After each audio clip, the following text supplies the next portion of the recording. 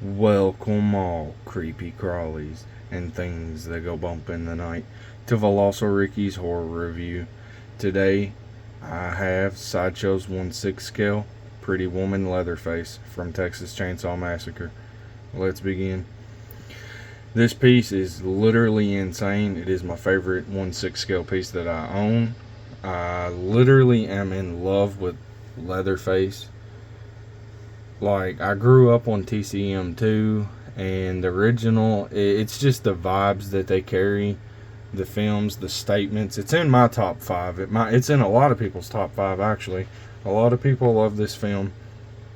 And my favorite look for Leatherface, besides the 2003 remake, is this Pretty Woman. It is literally insane. The detail in the head sculpt is phenomenal. It really captures the likeness to the mask. The hair being sculpted does not bother me. I'm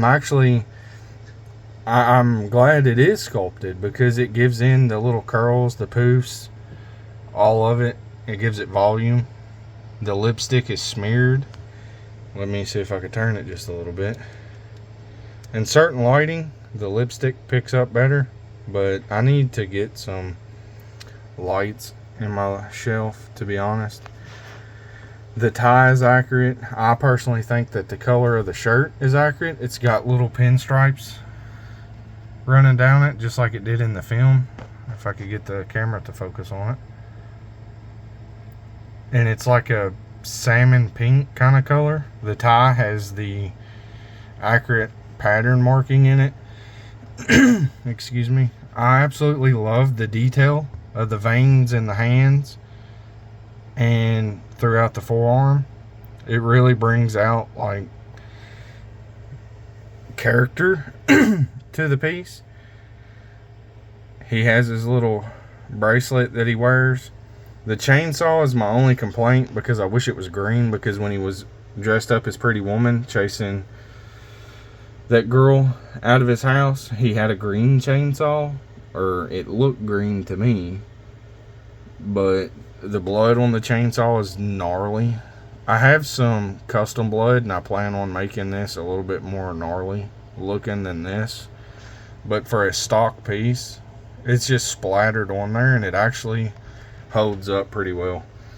They have where he fell at the end of the film and cut himself, and I plan to add blood there so it stands out better. But overall, this piece is amazing. What you get is him, the box, and all of these hands, and a few accessories. The hands are, like I said, they're amazing. You got the vein work in there. These would work really, really well for a Michael Myers figure, like he's about to choke somebody or something. You could put one of those hands on and swap it out with this one, to where he's like holding the saw or something and he's like reaching out to like grab somebody. But they are gnarly. I just wish that they had a little bit more blood added to him, because he was like a nasty human. So you do get a swappable head sculpt, which looks nice. It's the grandma head when he's like preparing dinner in the film. And underneath of it is Gunnar Hansen sculpted underneath of it. So I think that is really cool. This set is literally my favorite set that I own in 1/6 scale. You get his mallet. You could add blood to it if you want, or you could have it clean before you ever smack somebody, but it's not bad. It's actually pretty sturdy. The only thing that I don't understand is the little deer hoof knife.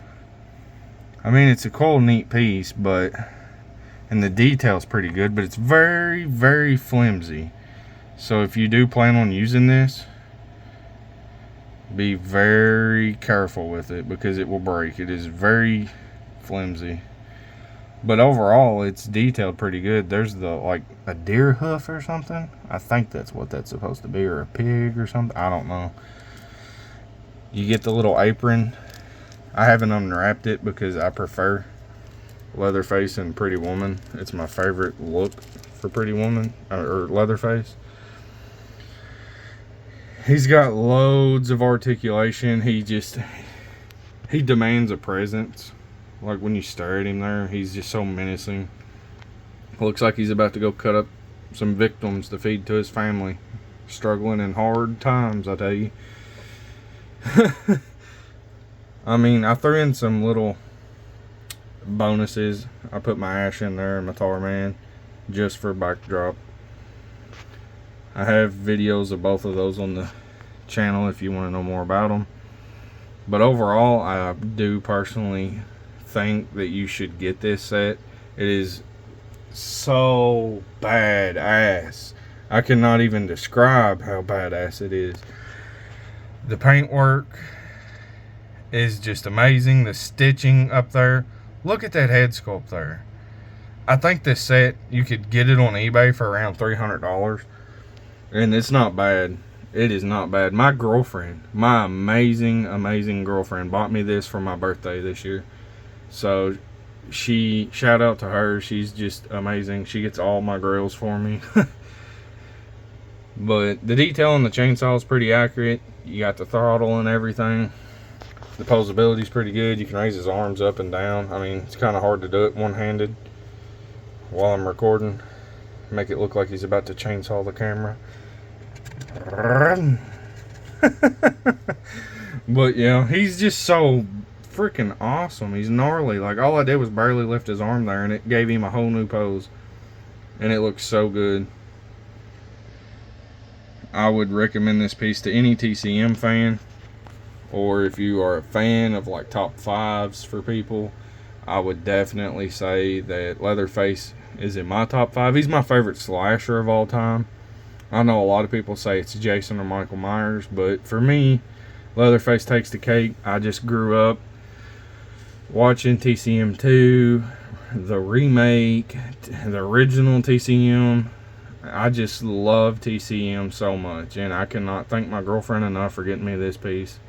I've taken probably hundreds of pictures of it.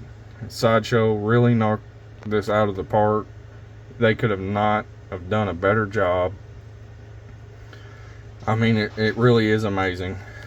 And the suit, I mean, when he has the chainsaw in his hand, there is restrictions. You could get it up to where it's about over his head, where it looks like he's raising it up. You can put him in a pose to where it looks like he's doing the Pretty Woman dance at the end of the film, where he's swinging the chainsaw around. You could do that with his hands and his arms and make him bend all certain types of way. The only parts that I've noticed that are very restricted is the shoulders. Once you get to posing him, his shoulders will catch up, and that's the only issue I have with it. I would highly recommend you picking this set up for yourself if you're in the market for a TCM figure. There's no better Pretty Woman out there, unless you go to 6 Scale Customs, and there's one done by Beto Metalli, and it is phenomenal.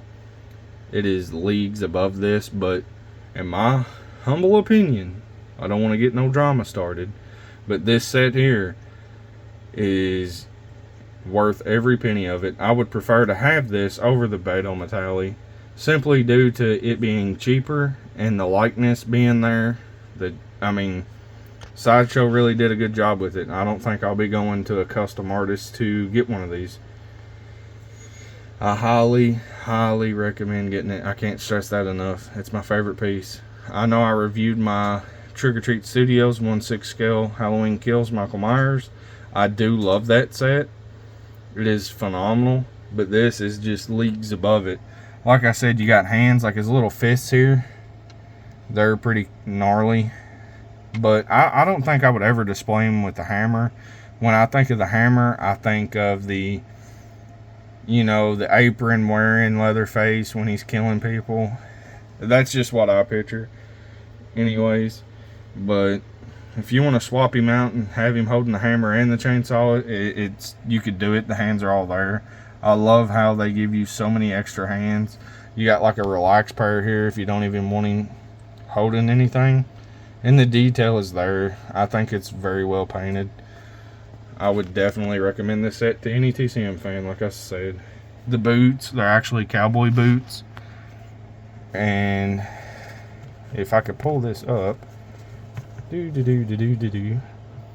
his sculpted laces, it's a sculpted boot. Come on, focus. Not on my hand. Let me try it this way. Just bear with me. The boot is sculpted, as you see, and I highly recommend this set. I can't stress it enough.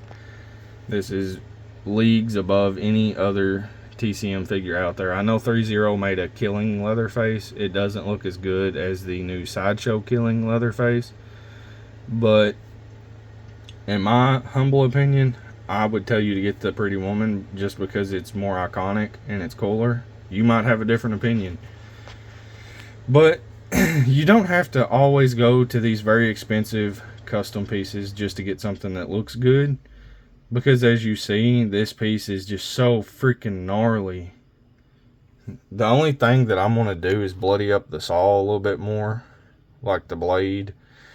Put some blood in his little cut down here so it looks more screen accurate, where it actually looks like a cut, because in certain lighting like mine, you can hardly even tell it's a cut.